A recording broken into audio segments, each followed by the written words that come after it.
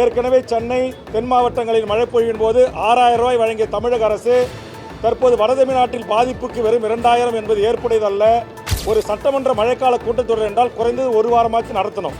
அப்போதான் இந்த நாட்டில் இருக்கிற மக்களுடைய பிரச்சனைகள் குறித்து விவாதிப்பதற்கு, பேசுவதற்கு எங்களை போன்றவர்கள் கவன ஈர்ப்பு, ஒத்திவைப்பு போன்ற தீர்மானங்களை கொண்டு வந்து மக்கள் பிரச்சனைகளை பேசுவதற்காக வாய்ப்பாக ஏதுவாக அமையும். மதுரை மாவட்டம் மேலூர் வட்டம் ஆய்க்கர்பட்டியில் ஒன்றிய அரசு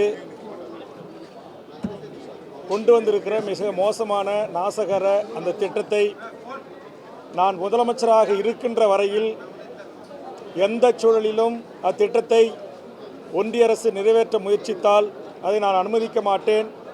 கண்டிப்பாக இந்த அரசு அதை தடுத்து நிறுத்தும் என்று அறிவித்த மாண்புமிகு தமிழக முதலமைச்சர் அவர்களுக்கு தமிழக வாழ்வுரிமை கட்சியின் சார்பாக நன்றியை தெரிவித்துக் கொள்கிறேன்.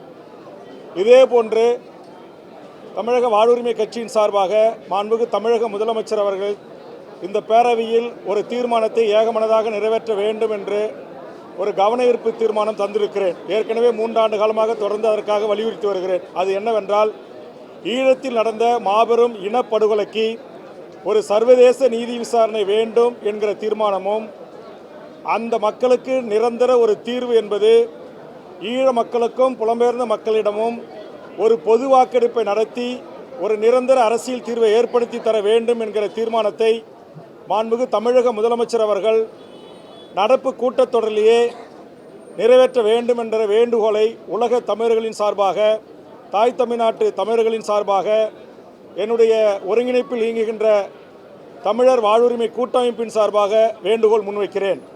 இந்த தீர்மானத்தை ஏற்கனவே அனைத்து இந்திய அண்ணா திராவிட முன்னேற்ற கழகத்தின் பொதுச் செயலாளர், அன்றைக்கு முதலமைச்சராக இருந்த அம்மையார், மறைந்த ஜெயலலிதா அம்மையார் இந்த தீர்மானத்தை நிறைவேற்றி ஒன்றிய அரசுக்கு உரிய அழுத்தம் தந்திருக்கிறார்.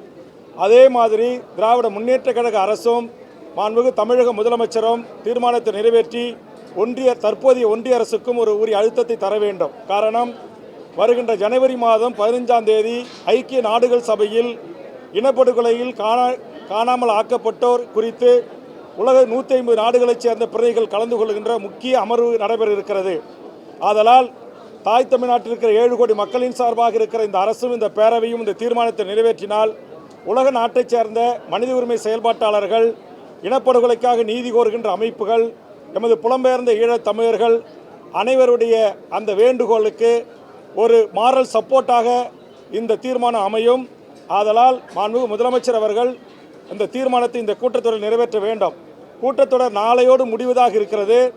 இன்றைக்கு திருவண்ணாமலை, கள்ளக்குறிச்சி, விழுப்புரம், கடலூர் உள்ளிட்ட மாவட்டங்கள் இந்த மிகப்பெரிய புயல் வெள்ளத்தினால், மிகப்பெரிய அளவு மழை பொழிவின் காரணமாக ஆயிரக்கணக்கான கிராமங்கள் முற்றுமுதலுமாக பாழாகி இருக்கின்றன. லட்சக்கணக்கான குடும்பங்கள் மிகப்பெரிய பாதிப்புக்குள்ளாகி இருக்கிறது. மாண்புமிகு முதலமைச்சர் அவர்கள் வெறும் 2000 ரூபாய் அறிவித்திருக்கிறார். இது போதுமான தொகை அல்ல. ஏற்கனவே சென்னை தென் மாவட்டங்களில் மழை பொழிவின் போது 6000 ரூபாய் வழங்கிய தமிழக அரசு தற்போது வடதமிழ்நாட்டில் பாதிப்புக்கு வெறும் 2000 என்பது ஏற்புடையதல்ல என்கிற வகையில் இதற்கான ஒரு கவன ஈர்ப்பு தீர்மானத்தை தந்திருக்கிறேன். இன்றைக்கு பேரவைத் தலைவரிடம் இதை எடுத்துக்கொள்ள வலியுறுத்திய போது நாளை இது குறித்து நான் பதில் சொல்கிறேன் என்று அறிவித்திருக்கிறார். ஆதலால் மிக முக்கியமான பிரச்சனைகள் இருக்கிறது. பேரவையை இன்னும் 2 நாட்கள் அதிகப்படுத்தியாவது ஈழத்தில் நடந்த இனப்படுகொலைக்கும், சர்வதேச நீதி விசாரணைக்கும், பொது வாக்கெடுப்புக்கும், இந்த புயலால் மக்கள் பட்டிருக்கிற துன்பத்துக்கும் துயரத்திற்கும் விரிவாக இந்த மன்றம் ஆய்வுக்கு உட்படுத்த வேண்டும். அதுபோன்று கிட்டத்தட்ட ஒரு 10க்கும் மேற்பட்ட புதிய சட்டங்கள் இங்கு அறிமுகப்படுத்தப்பட இருக்கின்றன. அது அநேகமாக நாளை ஆய்வுக்கு எடுத்துக்கொள்ள இருக்கிறது. ஒரே நாளில் 10க்கும் மேற்பட்ட சட்டங்களை ஆய்வு செய்து நிறைவேற்றுவதில் ஏற்புடையதல்ல. அதனால் இந்த சட்டமன்ற கூட்டத்தொடரை மாண்புமிகு முதலமைச்சர், எதிர்க்கட்சி தலைவர், அவை முன்னவர்கள், கூட்டணி கட்சியில் இருக்கிற பிரதான எதிர்க்கட்சிகள் அனைத்தும் ஒன்று கூடி ஒரு சட்டமன்ற மழைக்கால கூட்டத்தொடர் என்றால் குறைந்தது ஒரு வாரமாச்சு நடத்தணும். அப்போதான் இந்த நாட்டில் இருக்கிற மக்களுடைய பிரச்சனைகள் குறித்து விவாதிப்பதற்கு, பேசுவதற்கு எங்களை போன்றவர்கள் கவன ஈர்ப்பு, ஒத்திவைப்பு போன்ற தீர்மானங்களை கொண்டு வந்து மக்கள் பிரச்சனைகளை பேசுவதற்காக வாய்ப்பாக ஏதுவாக அமையும். அதனால் தமிழக முதலமைச்சருக்கும் தமிழ்நாட்டு பேரவை தலைவர் அவர்களுக்கும் நான் இந்த கோரிக்கையை முன்வைக்கிறேன். கடந்த கால ஆட்சியில் நிறைவேற்றப்பட்ட அதே தீர்மானம் தான். அதை நிறைவேற்றுறதால நம்ம அரசுக்கு ஒன்றிய அரசுகளால் எந்த ஒரு அழுத்தமோ எந்த ஒரு கேள்வியோ எழுவதற்கு வாய்ப்பில்லை. இது ஒட்டுமொத்த உலக தமிழர்களின் கோரிக்கை, உலக தமிழ் அமைப்புகளின் கோரிக்கை. 150க்கும் மேற்பட்ட தமிழ்நாட்டு அமைப்புகள் ஒன்று கூடி நாங்கள் தந்திருக்கிற அந்த கோரிக்கை முதலமைச்சருக்கு கடிதமாகவும் நான் வீட்டுக்கே சென்று அவரிடம் தந்திருக்கிறேன்.